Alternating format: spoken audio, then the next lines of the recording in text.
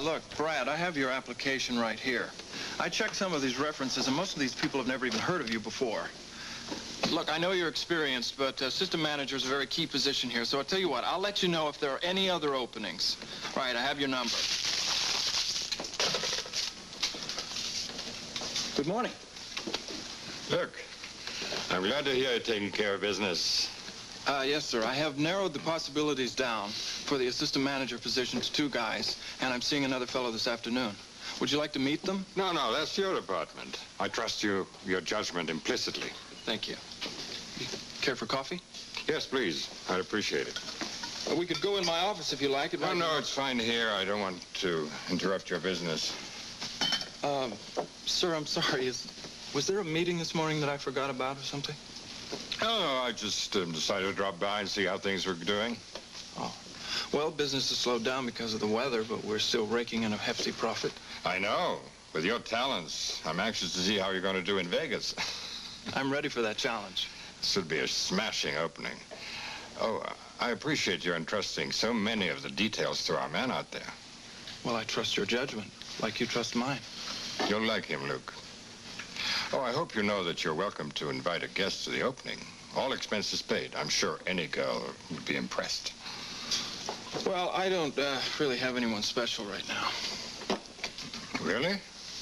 That's strange. I was led to believe otherwise. By whom? Oh, it's not really important, but I'm glad to hear it, because then maybe you can take my daughter to the opening. Jennifer? Certainly.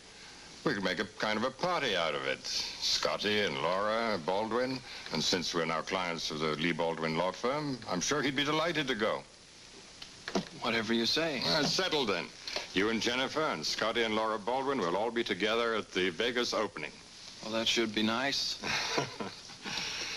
You know, Luke, I'm really glad that you're not emotionally involved with anyone at this point. In this business, we have to be particularly careful. I try to be very careful. Oh, I'm sure you are. But marriage, you know, is another story.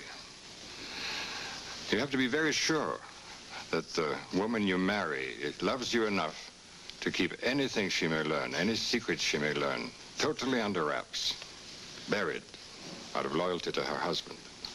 Of course. Jennifer's like that, I think.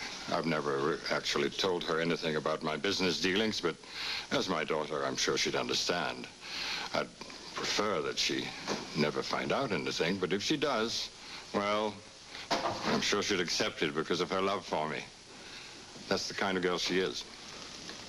I'm sure she is. She's the kind of girl you need, Luke.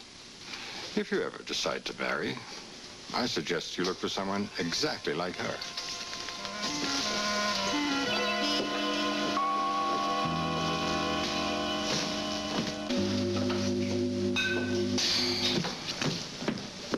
Hi. Well, how you doing? Not very well, I'm afraid. Well, that doesn't sound good. I just talked to my father. He told me what he asked you to do. Take me to the opening in Las Vegas. Oh, that. I'm really sorry, Luke. Why, don't you want to go with me? If you really wanted to take me, of course, I'd love to. But I don't want you to take me just because you know you're on my father's acceptable list of dates and because he happens to be your boss. Hey, hold it, girl. I'm not dating you to impress the boss. Still, I don't think it's a good idea that we go on a trip with Laura and Scotty Baldwin. You don't? Don't you find that it would be difficult for you since you're in love with her? Where did you get that ridiculous idea? Laura is a married woman.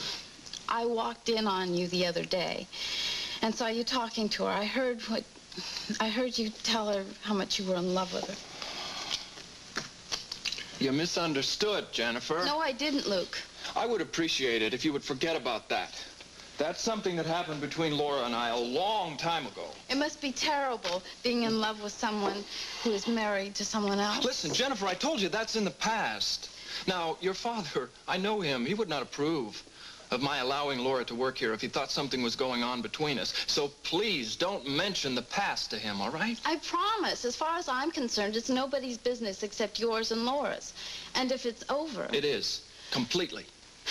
Then it'll be our secret. Thank you. Because I'm trying to forget it, too.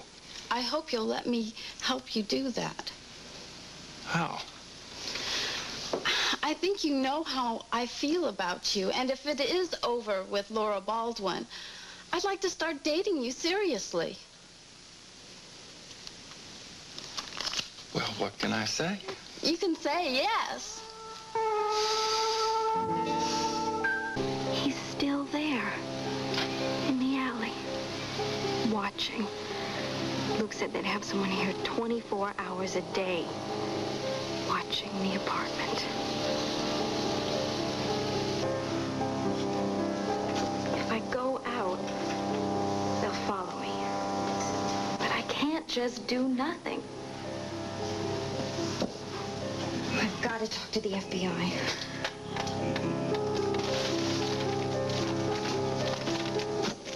Someone on the phone. What have you got?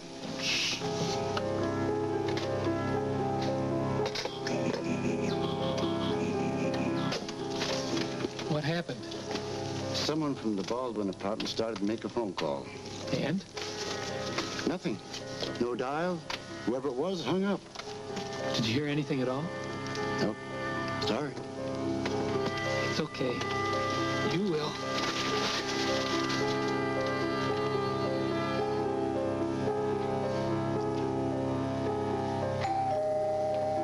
Who is it? Hi, it's Joanne.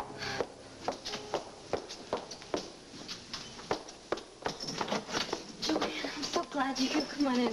Honey, what's the matter? He's still out there. He's out there in the alley. The man who raped you? No, it's another man that I'm afraid of. But you see, I can't do anything or else I'm going to be in a lot more trouble. Laura, honey, I've got to ask you this. That threat you told me about on your life, are you sure it's real? Go look out the window. Are you sure it isn't the man who raped you? Yes, I'm sure this is something else. It's another man that I can't talk about it. I never should have told you this much. Look, Joanne, just get out of here and stay away. You have enough problems of your own. What do you mean, stay away?